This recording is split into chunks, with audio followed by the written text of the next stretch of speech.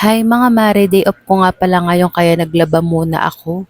Tuwing day off ko nga mga mare, ganito lagi ang ganap ko dito sa bahay namin. Imbis nga magpahinga tayo mga mare, hindi talaga tayo makakapagpahinga kung ganito ang day off natin, o di ba? Ako lang ba yung ganito mga mare kapag day off naglalaba o kayo din? Anyway mga mare, ito nga anak ko, inutusan ko na nga na maghugas sa mga pinggan dito.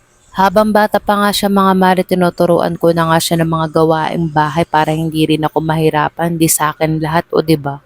Maganda kasi mga mare habang bata pa lang sinasanay na natin gumawa ng mga gawaing bahay. So ayun nga mga mare, so di ko na malayan mga mare, tanghali na pala. So ito nga is magluluto na nga ako ng tanghalian namin ng anak ko. Dapat nga is pupunta pa ako dyan ng talipapa mga mare, bibili dapat ako ng ulam namin. Kaso lang mga mare, tinambad na nga ako kaya hindi na nga ako nakapunta dun sa talipapa. Nakakapagod kasi maglaba mga mare, ang dami ko ba naman nilaban, isang linggo naming labahan yun. Buti nga is meron pa nitong natirang dilata ng mga nakaraang na grocery ko kaya ito na lang yung uulamin namin ngayon. Ang aga ko nga rin nagising ngayon mga mare kasi maaga kasi yung pasok ng asawa ko, mga alas 5 ata gising na ako. O, di ba yung day off mo tapos alas 5 pa rin ng umaga yung gising mo, ano ba yan? Akala ko nga mga maris makakatulog tayo ng mahimbing at tanghali na tayo gigising, kaso hindi talaga mangyayari yun kasi hindi naman tayo Disney princess. Nasanay na nga rin ako mga mari na ganito lagi yung gising ko tuwing umaga dahil ako ngayon nag-aasikaso sa bahay.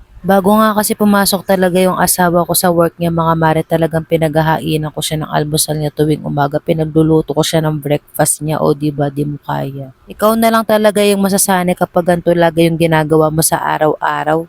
So ayun nga mga mare, so minsan nga pag Monday to Friday is may pasok nga din ako. So maaga pa rin ako gigising nun mga mare para makapagluto lang talaga ng almusal. Siguro mga mare kapag mga ganun mga mare, nagigising ako ng mga 4:30.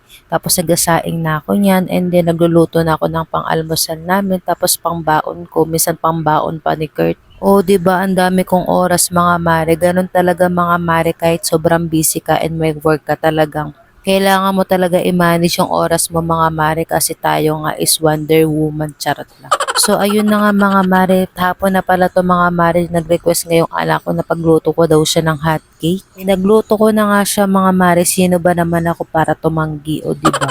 Nung nakaraan kasi mga mare, pinagluto ko nga rin siya nitong hotcake, tapos yung palaman nito is ham and cheese. Sobrang nasarapan nga siya mga mare at nagustuhan niya talaga yung niluto ko na hotcake. Feeling ko nga mga mare, isa na rin to sa mga favorite niya ngayon. Charot. O diba, tignan nyo naman itsura nito mga mare, overloaded sa cheese tapos may ham pa. Ang sarap niyan mga mare, try nyo din tong lutuin. Habang nagbibidyo nga ako dyan mga mare, Diyos ko natatakam na nga din ako, parang tumuro na nga lang din yung laway ko dyan. Charot. After ko nga magluto mga mare, es pinabili ko na kagad yung anak ko ng Coke. O diba, masarap itero na yan sa Coke mga mare, talagang mapapasarap talaga yung kain mo.